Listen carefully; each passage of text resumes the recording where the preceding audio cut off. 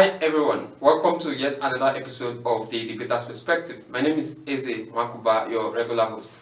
This program is brought to you by Royal Rhetoric Speech and Debate as a means to help us bridge the gap between the debate circuit and the mainstream media community. But also, we do hope that this program is able to afford debaters some thought-provoking analysis on some of the issues that are trending from around the world. The Debater's Perspective is a program where we discuss several issues and invite debaters from across the world to offer their in-depth perspective on them.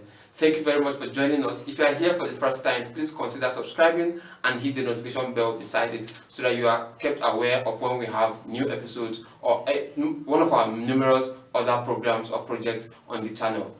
In this episode, we'll delve into the fascinating topic of morality.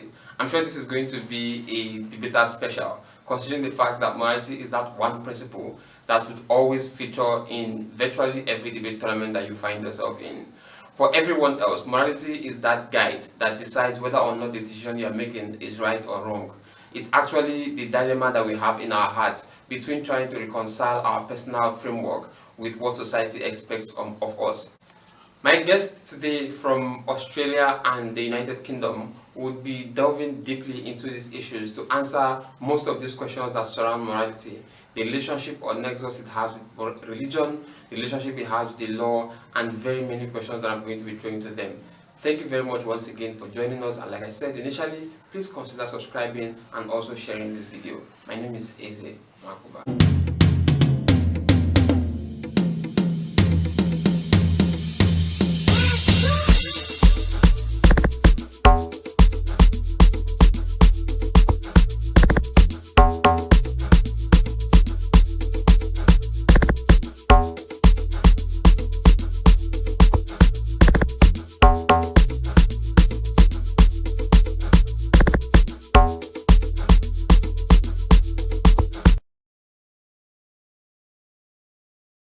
Hi everyone, welcome to yet another episode of the Debater's Perspective. My name is Eze Makuba, your regular anchor.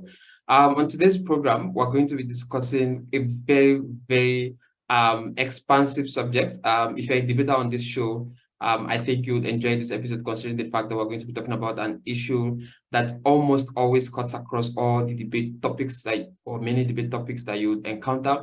If you're a non-debater as well, I'm also sure you're going to enjoy this episode because it also cuts across an issue that guides our way of life in our everyday living. I'm going to be having two guests today, but before I introduce them, let me talk about the topic today. In today's show, we're going to be talking about morality. As you already know, I think it's obvious common knowledge that morality refers to a system of values and principles that guide individuals and societies, helps people to distinguish between right and wrong, and, allows us to be able to make ethical, or moral decisions that affects our daily lives. But in this program, or in today's episode, we'll be exploring the different aspects of morality. So my guests are going to be talking to you about the definitions, cultural variations, the philosophical and religious perspectives, practical applications in various fields, and all of that. I do think that we're going to have a super power-packed episode. So I do have two guests, and I'm going to start with introducing them right away. Joshua K is a student of psychology and photography and resides in Blackpool, England, and he's going to be joining us today. He's also a very avid debater. Josh has been passionate about his ideas around morality, which we are also going to be hearing today as well. My second guest is Hassan Sheikh, who is joining us all the way from Australia. Hassan is a business owner and applies his trade in the transportation industry. Thank you very much, Joshua and Hassan, for joining us. Please say hi to our guests. Josh? Hello. Hello. Hi. Thank you very much for being here. Hassan? Good afternoon. This is Australian time, so it's afternoon for me. For the rest of the world, might be different. I'd like to introduce myself. My name is Hassan Sheikh, and I'm looking forward to the conversation today. Great. Thank you very much, gentlemen, for joining us. So we're going to dig right into it. Earlier on the debate group, we're talking about the issues of morality, but for the people who haven't been privy to that conversation, I'm going to start off with a very simple question. of what you think your subjective definition of morality would be. I'll start from Hassan and then I'll go to Josh. Hassan. Well, morality, in the reality of it, is not simply just subjective, but it's also objective. That's the plain understanding of it. It's all pretty much individualized in the full sense of it. But some people decide to place their morality subjectively, and some people decide to place it objectively. That can either be from religious perspectives, social perspectives, or even just internally.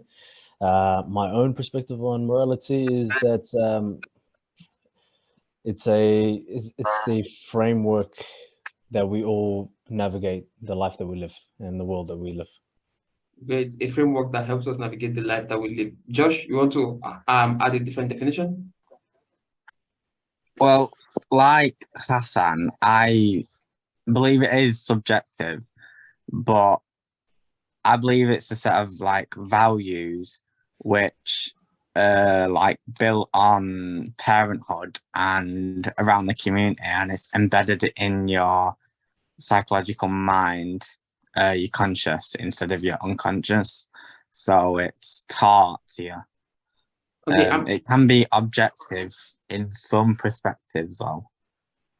Okay, I'm going to stay with you because I think that's an interesting answer. If you think that this is imbibed into people, it is taught to people, how then would we say that individual morality is shaped, or by whom? How do we come about our subjective individuality as how do we form our moral compass? So, like I said, it can be shaped by the community and like what we think. So, say the government takes out one law, most of the people would agree with it, which the community would teach that to each other, and then it'd be taught onto you. So it's mostly given by the government or the community. Hassan, how do you think morality is formed? I think morality is formed through time.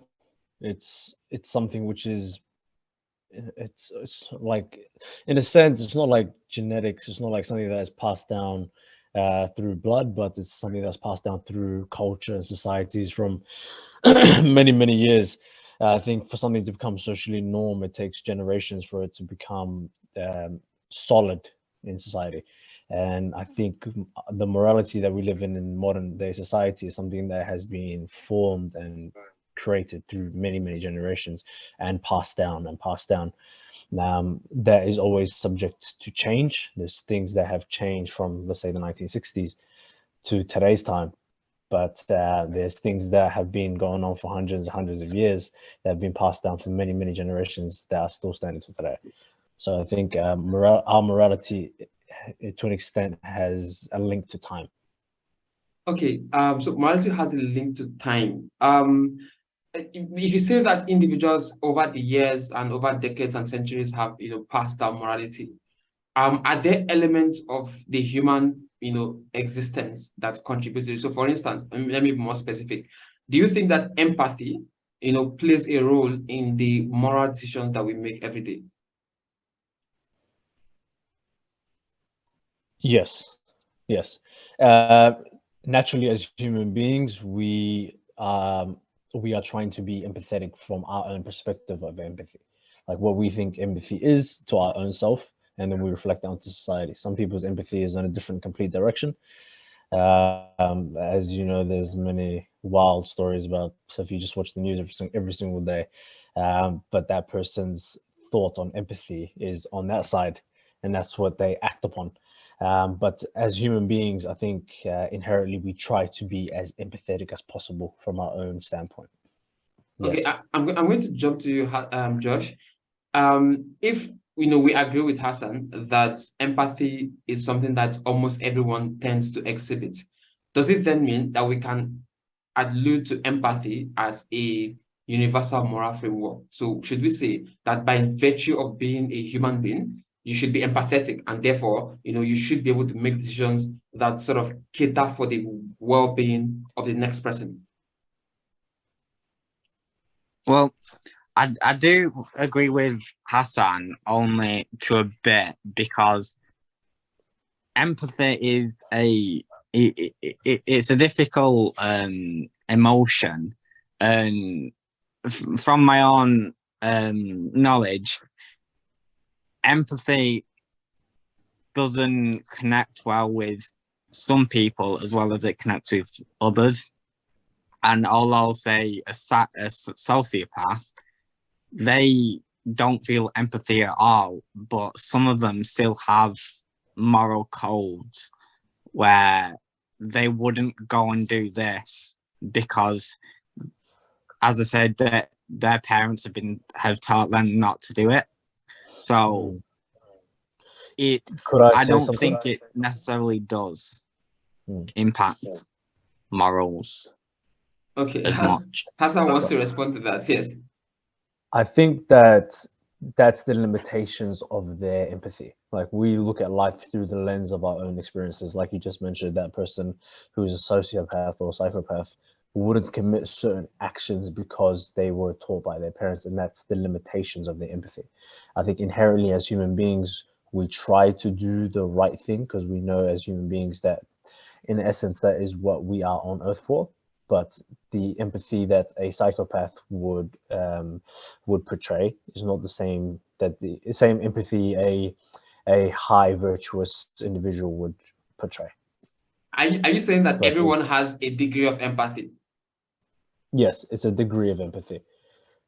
Why then do we call psychopaths or sociopaths those names? Because I think when we say someone is a sociopath, the idea is that they are unable to exhibit these emotions that non-sociopaths would exhibit, right? So I think you sort of have a strong opinion to say that they still have certain levels of empathy. Why is that so? Because I think if you have any kind of empathy, you wouldn't be called a psychopath or a sociopath.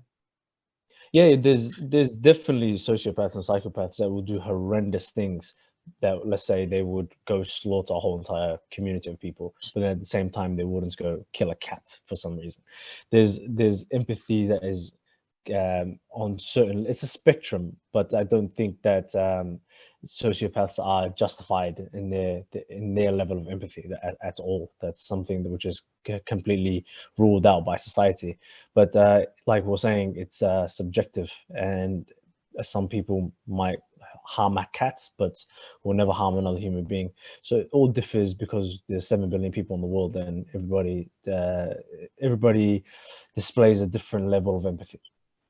Okay, I'll come back to you. But as a follow-up to that, Josh, do you then think that there exists universal moral laws, or is it even a thing? Is it possible for us to have laws that we can say, as human beings, we can all agree that this is bad in total, regardless of who is doing it, what community they're from, what's the color of their skin, this is bad or this is good? Can we have those laws that are universal across 8 billion people on Earth?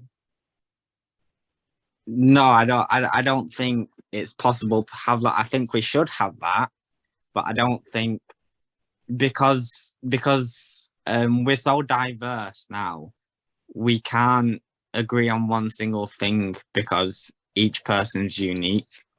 But I do think we should have the moral universal codes. What about death? Do you think that murder or killing of individuals is acceptable to some people? I think for some people, like, murder is very acceptable, but to others it's not. Okay, so what exactly is your point? You think right now we don't have a universal moral code, but there should be some universal moral codes? Yeah. Okay, I'll come back to you and understand the specificity of these sort of moral codes that we could have. But I want to hear what Hassan thinks on whether or not we do already have things that we can allude to be universal. Yes, we definitely do have universal moral codes, which are limited. Like, we don't have many, but I think they are big, broad ones. Like, thou shalt not harm, I think, which has been displayed all through biblical scriptures and any sort of legal writings or anything like that. There are broad ones which encompass many. It's like an umbrella, like in terms of do not hurt somebody, which goes through do not rob somebody, do not take from somebody, do not murder somebody, do not etc., etc., which all kind of falls into the same umbrella term of which I think the Christians use this term called do unto others as you would do unto yourself, which is the universal code of pretty much, if you simplify it, is do not harm others and to do what you would wish somebody else would do onto you.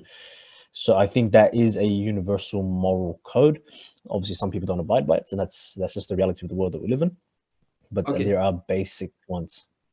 Okay. I would delve into the issue of religion very quickly, but before that, there was this motion I encountered very recently in a debate tournament, and it sort of plays into what we're discussing. So let's assume that an individual is born in a specific community. All three of us here are from different parts of the world. So let's assume that in your part of the world, something is a code, a moral code, let's say for your culture. Let me give an instance. Things like, I wouldn't know, maybe interactions with the other gender. Yeah. Because, for example, in some parts of Nigeria, for instance, there has been, rumors about how when you go to visit, people within that culture, that as part of their gift to you, they offer you their daughters to have sex with. Yeah. And that's seen as normal. If you carry along that moral code given to you, because I think we agree that individuals are built based on the kind of moral codes that they were placed upon by society or religion, as Hassan says. If you carry along that moral code given to you in a specific community, and you go to another community where the moral codes are different, maybe what is accepted in your community is illegal in another community. If you commit that act there, should you be punished according to the rules of the community where you committed the act, or according to the rules that brought you up? I'm not sure if that's clear. Let me just rephrase it very quickly. So you are from country A, and action X is legitimate, right, in country A, but you travel to country B and you still do action X. However, action X is illegal in country B. Should you be punished by country B based on the rules of country B, or do you think that you should be given some sort of pass because, well, you are from country A and in there the action X isn't a crime? I'll start from Hassan, then move to Josh. Well, most countries all do kind of abide by the same basic principles, like I was alluding to before, but there are small nuance differences, like you just said right now, that is part of the culture of that particular region. But in saying that as well, you do have to abide by the certain norms of the country A or B that you are going to. So if it is not socially understandable in that particular region of the world, then I think that you should deserve the punishment that you should get. So you don't think it is unfair if we maybe I'll move to Josh, because Josh actually thinks that moral codes are imputed into humans based on their society. Don't you think it is unfair to punish an individual because you didn't have a choice? Like if you are born tabula rasa, you don't have any moral codes. So your community gives you the moral codes. If you then become that person and you take that action, why is it your fault? Because you didn't form those moral codes by yourself. Okay. So what I would say is that particular instance that you're mentioning right now, by giving your daughter to another person, to whatever the situation is also a form of harm upon the girl.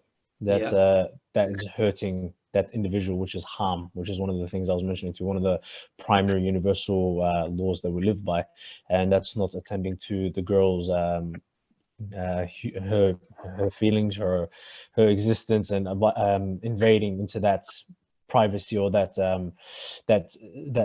self selfness, you know. So it's taking that away from her, which is a harm. So I do think that is a universal law that which should be understood globally. Okay, let's go to Josh. And now I'm going to use a specific example for you. You live in England, where a lot of things are liberalized now. So if someone who is gay in England, which is legal, travels to Uganda recently passed a law against homosexuality. If you travel to Uganda, should you suppress your sexual preferences because you are in a new country that, you know, criminalizes homosexuality, or should you practice should you be free because, well, you're not a Ugandan? Well, you're making a good point there, but personally, I don't think you should, but based on the laws there, then you should, because it is illegal there, so the society views it as bad. But if you went back to England, then it'd be good. So, back to my point, that we can't have a universal moral code because it's different in so many countries. Like the Vikings used to love killing, but in England it'd be bad to kill. So even in like the BCs and whatever, it was still as diverse it is today. So if it's illegal in one country, then you shouldn't do it in that country. But if it's legal in your country, then obviously you should. I'm not saying being gay is wrong. I'm just saying in any specific law, then you shouldn't do that, because then it's bad for that society. Okay. Could I add on to that? Yeah, sure. I think that in terms of morality and like universal laws and things like that, it's irresponsible to expect the rest of society to abide by the same laws. As there should be universal laws, but there obviously isn't. It obviously isn't abided by everybody. So that plays into the fact of self accountability. Self accountability is one of the biggest factors of any person's life. And I think that if you're going to go to a country like Uganda and practice those type of actions, there's an element of self accountability to recognize that the whole world doesn't recognize your beliefs or your moral understanding of the world to your extent. Okay, that was going to play into my next question, because from the answers you guys have given me, it sort of suggests that when there's a moral conflict between the moral fulcrum of an individual and that of a society, you guys sort of agree by your answers that the moral law of the society should take precedence over the moral freedom of the individual.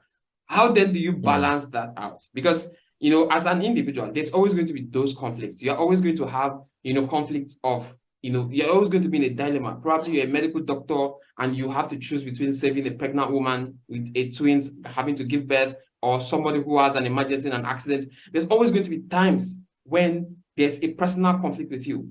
How would you want to balance that every time that conflict happens? How would you want to balance it? Would your advice be to always revert back to what is legal, regardless of how, you know, your conscience wants to flog you or whatever? Josh, I'll start from you now.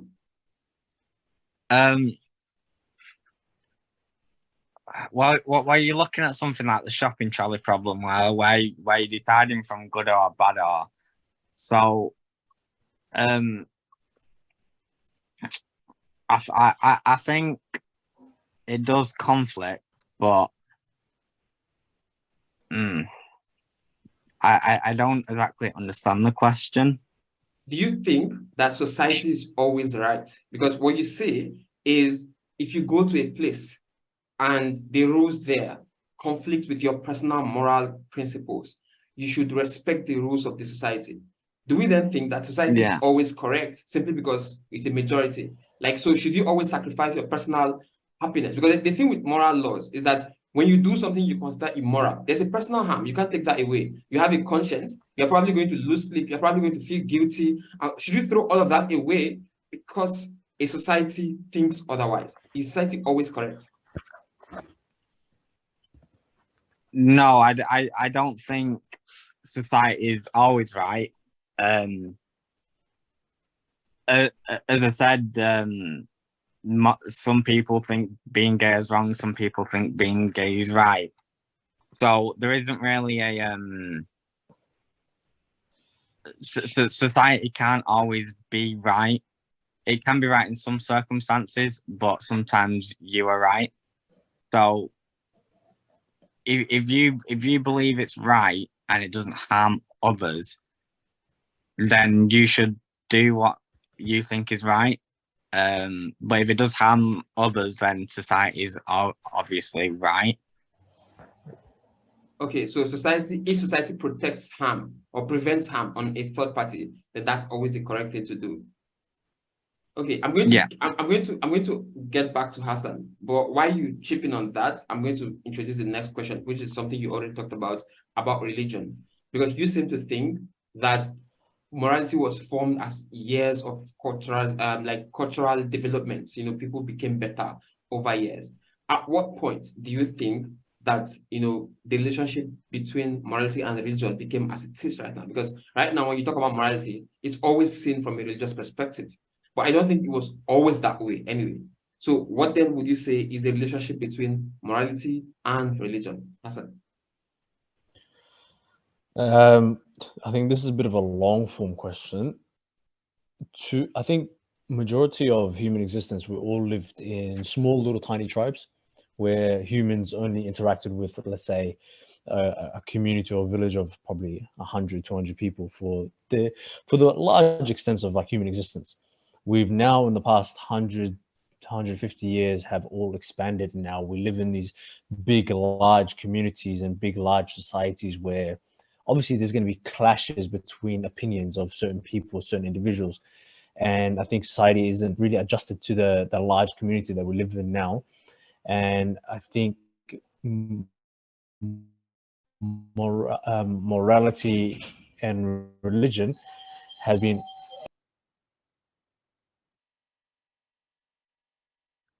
Okay, I think Hassan got out the bit. So I'm going to jump to you, Josh, while we wait for Hassan to get back in. What do you think is the relationship between religion and morality? So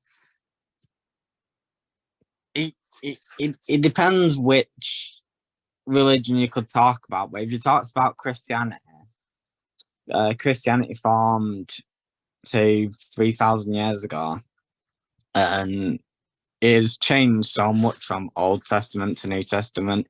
And in Old Testament, I think killing someone for doing a crime was pretty much good in their eyes. But as time's gone on, New Testament came by, and now it's killing no matter what. So the relationship between morality and religion, it's very connected, but it does change with each religion. Okay, Hassan is back. Hassan, do you want to conclude on your answer? I apologize for that. Sorry, I had somebody knock on my door. The point I was getting to was, yeah, we lived in very small communities, and now society is adjusting to all these large communities that we live in. Like social media and the internet is an aspect of that as well. Everybody's all interconnected, and everybody has different understandings of things. And I think that religion was massively affected by that, because religions were very individualized to each certain regions of the world, and to now everybody having to adopt the same understandings of everything has caused a lot of clashes. And I think that's a point that we're never really going to solve in society. There's always going to be conflicts and disagreements about how things should be. And this period of time where we're just adjusting to the whole globe all being connected as one and having the same moral compass is a big challenge to overcome. Okay, so we can assume that it is possible to be moral and not be religious, yes? Yeah, I could say that. I could say Okay, that. but does someone being religious make them more moral? Well, I've seen religious people do things which are very horrible, based on the name of religion. But at the same time, religion has created the foundation of framework that we have modern morality. I can say that. From many, many years ago, when religion was starting to take big steps into becoming the majority mindset globally.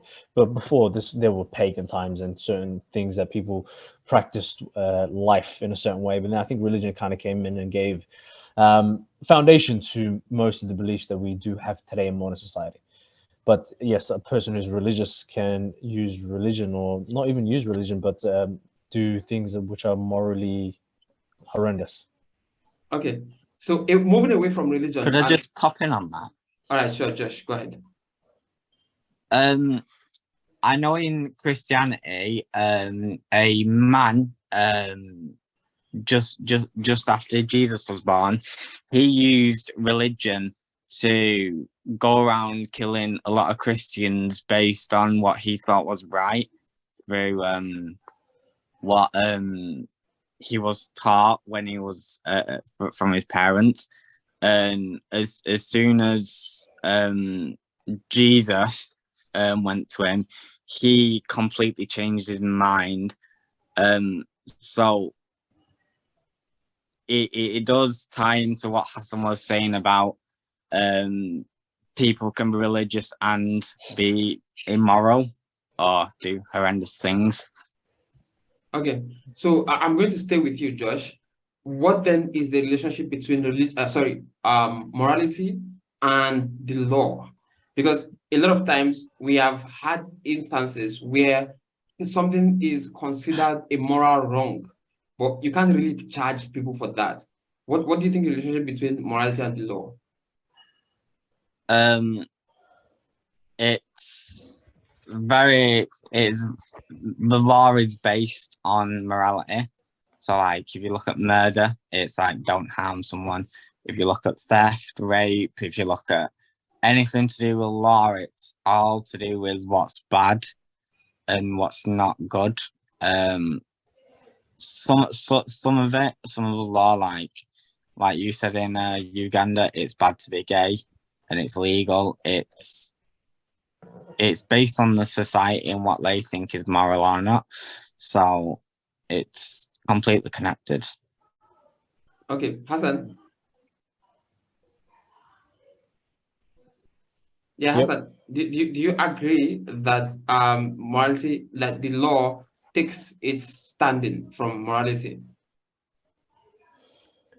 I think early parts of law did take its understanding of law from morality, but now I think now in modern days it's the protection of a majority or whatever the certain society that law is around is trying to protect. So I don't think modern day law is fully based around morality. There's a lot of things which are under the law which are very immoral. We can list a few of them, but I think the initial essence of law was made to be around morality. Okay, so I'm going to ask a scenario question now, because I think we can agree also that that morality changes over time, and we're going to talk about why that changes, because it's a bit of a hassle to understand why we think something is so wrong today, and in 10 years time we think maybe we can cope with it. Yeah, but the problem then is I want to stay on the law subject. If things change, morally, and it affects the law, do you think that the law should, sort of create some recompense for people who were put away when the morality was different? Let me still stay with the, homosexuality example. So in countries where homosexuality is a crime right now, like Uganda, there's a lot of protest, civil society organizations are protesting. Let's say they succeed in 10 years time to make sure that, homosexuality is not outlawed anymore. Should people who are now punished have some recompense? Maybe if they're in jail, should we go release them? Should we pay them? You know, what should we do for people who get trapped in the law that was created at a time when morality was different?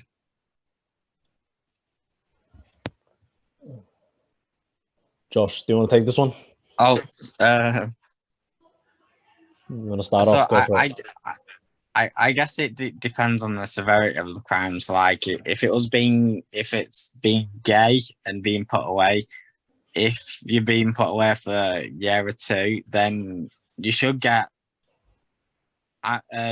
some value for that. So, like you said, recompense.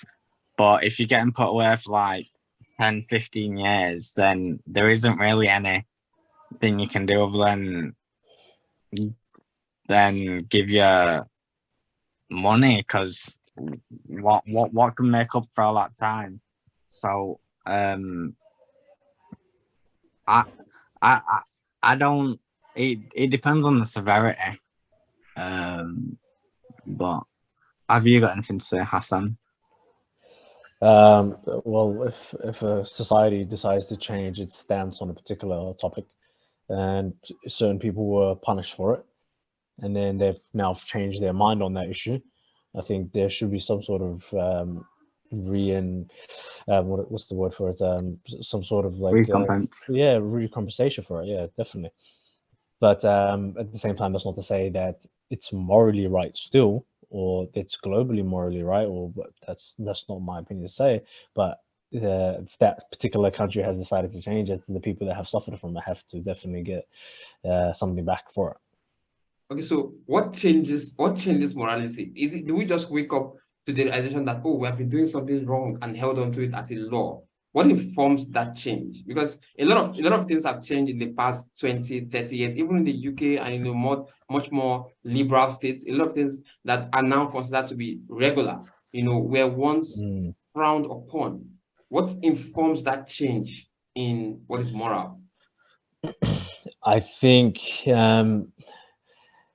I want to get back into this one topic that I was speaking about before. I think it links back onto this very well, which is that with this new age that we live in, especially with social media and everything like that, it's become a situation of who's got the loudest or the most egregious or the most attracting voice in any particular topic, which gets the most attention. It might not necessarily even be the majority, but it's controversy attracts attention. So the particular group or the particular person who can get the most attention gets the most loudest seat in the conversation. So I think we're getting to a stage where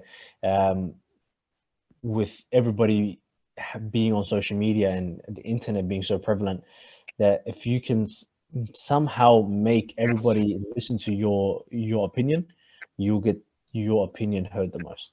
Or I mean, your opinion will be validated the most, if you get what I mean. Yeah, I follow. Josh, do you want to add something to that? Why does morality change? So, for example, you can look at the riots back in 2012, or the riots a few years ago about what was his name, George Floyd. It's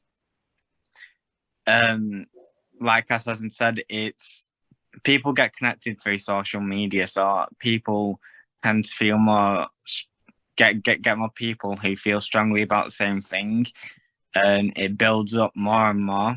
And because they feel like they have to talk about it, it builds up, and then it all blows up, and then everything changes through people wanting it to change, and then the government obviously has to change it, because otherwise riots will start. Okay, so before I get into my final scenario questions, just talk to the audience a bit. So guys, if you're joining us here for the very first time, please feel free to subscribe and hit the notification bell. This is the Debater's Perspective, brought to you by Royal Rhetoric, Speech and Debate. And today we're still talking about morality and all things morality. Okay, so I want us to start drawing the curtains with a final scenario question. So we've talked about how morality is shaped by society and transferred into people, and we grow up with that. But is it really correct to do that? So what I mean is, as a child who is born right now, and we agree that morality is so subjective, differs from region to region, should parents or teachers or any other agent of socialization, the church, their religion, whatever, should these agents of socialization actually teach children morality? Or, if it were possible, should we allow children become, I don't know, adults and form their own moral, frameworks or stuff like that? I think a more specific example would be this debate about religion. People saying, well, a lot of people are Christians today, are Muslims, not because they had to choose. A lot of people are Christians because they were born into Christian families. Is that okay, right? Should parents and other adults be responsible for shaping the moral framework of another individual, like a child? I'll start from you, Josh. So this goes back to my definition, to where the values are shaped by the parents and the community and the government and all that. It's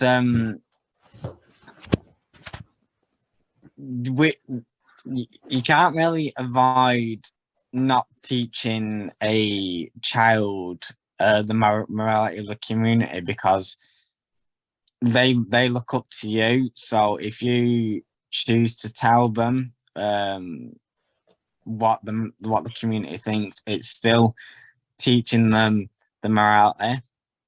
I don't think you can't really not teach them and just let them grow up, because they are looking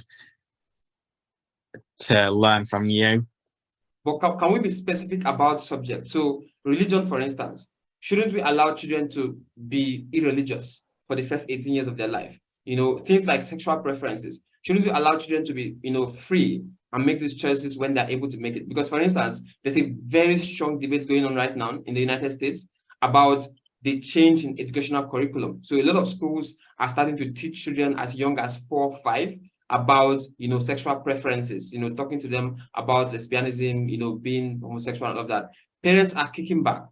Of course, these parents are conservative parents, who think that children shouldn't be open to this thing. But regardless of where you are, whether you're a liberal or a conservative, these specific, very, very charged issues like religion, like sexual preferences, these things are very personal. Shouldn't we allow children grow up and make that choice for themselves?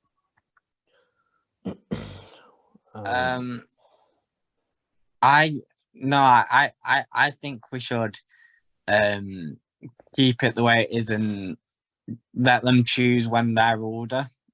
Because if you're 4 or 5, and your parents choose for you to be religious, and you grow up wanting to be religious, then you can be. But if you change your mind when you're 18, you can do. So no, I think we should keep it the same due to that point. All right, Hassan.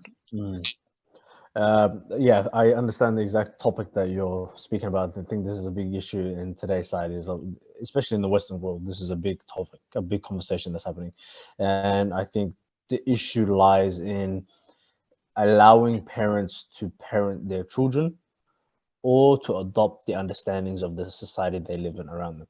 Or should the state or should the schools be able to indoctrinate your children into believing whatever they see is the social norm, and separating the relationship between parenting and the child, in essence? No, you should, as a adult who's given life to a child, have the opportunity to give your children your understanding or your views of the world. That's not there's obviously certain limits and extents to that. There's certain crazy limitations to it that you don't want to go past, but you should be able to at least teach your child the way that you live, the way you would like your child to live their life, from a young age. So from a 4 or 5-year-old, most of 5-year-olds are going to go listen to what their mom or dad's going to say up until a certain age, and once they're an adult, they can make those certain decisions. That's completely up to them. But yes, we're getting to a point in society where that the parents is losing control of their own children's lives. And that's how life has been for the past how many thousands of years that we've been interacting on kind of on a global scale. There's millions of years before that, but at this past, I think this has been an issue for the past couple of years, and the indoctrinations in school systems upwards from primary to all the way to university or college, if you call it in America, is prevalent, and it's making a big separation between state, school, and families. All right, thank you very much. Thank you very much, guys. So I'm going to I think we can't, I think I've not exhausted all the questions I have, but I think there's one I don't want us to finish up without asking. In the instance where there is I think I'll start from you, Josh. In the instance where there is a conflict between your self-interest and the interest of another person, how do you balance that? Because there are certain times when a decision can favor you, but inevitably will harm the other person. Maybe not in an illegal way, not like hurting them, but it means you, let me give an instance. It means you taking something means some other person has to starve, but you equally need that thing at that time. When the interest of yourself, your self-interest, and the interest of the next person is joined on a specific thing, how do you balance those interests? I think that you should both talk it out and come to a break-even point, if you know what I mean. To where both your interests can be sort of given to us, so you're both happy instead of it's both hurting. But if it's solely one of yous don't get what you want, then I think it's just down to what you want. Okay, I think you're not really answering the question because you're getting away from the moral dilemma in it, right? Let's assume that it is impossible to split this thing. Let's say there's you both of us have been starving for weeks and there is a very tiny piece of chocolate. It's impossible to split it. Yeah. And this is a do or die affair. The person who eats it lives. The person who doesn't eat it dies. What informs, think of yourself, like you don't have to think of what the other person is saying. I'm saying as an individual, what should you choose? Should you prioritize your interest at that time, or should you be empathetic? Because we talked about empathy at the beginning, so I want to close up with that. Should you be empathetic towards the next person and sacrifice yourself? What is a bigger moral good? Self-interest or what's it called now? I think selflessness. So selfishness or selflessness, what is the bigger moral good? Well, the bigger moral good is to be selfless and give the food to the next person. For me, I would be selfish and take the food and then try to help them as much as I can. But I think the bigger moral code is to be selfless and give the food to the other person because it shows compassion. Okay, Hassan, then we'll conclude with you. Yeah, I think this topic links back onto another thing that I think we were discussing earlier is self-accountability, selflessness, and morality is very linked with selflessness or selfishness. So it's person's character which comes out and actually displays the morality that you really do have inside. So I think that if you're in a situation where it's life or death and there's one piece of food left, who has the most selflessness to put aside their own ego and their own self-desires to let the other person potentially live or die. But are you asking what would I do in the situation? Or are you asking what would you do, one? But secondly, what do you think is a bigger moral code? What should people do? What would be your advice for anybody in that situation? Well, this is subjective. It really is subjective. it depends on your own particular circumstances. Are you sitting with a old man who's on the brink of death, or are you sitting with a 10-year-old child? You know, Yeah. it's all very subjective in the particular situation. I would suggest anybody to go with whatever's morally correct, but we are human beings and we're selfish either way. So I think people can decide that for themselves. Okay, so after closing on our conversation, we're back to the idea that morality is very subjective, and it will be almost impossible for us to have a universal way to advise people to make moral decisions when they're in such dilemma. Thank you very much. On subjective situations. I think that's the thing. That's with subjective situations, the subjective answers. All right. Thank you very much, Hassan. Thank you very much, Joshua. I don't know if you have any last word before we round up. No, not really. Oh, look, it was a pleasure to meet you guys. Definitely enjoyed it, and this is something that I do look forward to. If there's any more conversations or debates we can have, it was a pleasure to meet both of you guys formally. All right. You too. Yeah. All right. Thank you very much. Thank you so much, Hassan. Thank you so much, Joshua. And thank you, everyone else Thank you, tuning in. This is the Debater's Perspective brought to you by Rare Rhetorics. Until I see you again next, my name is Eze Makuba. Bye. Bye.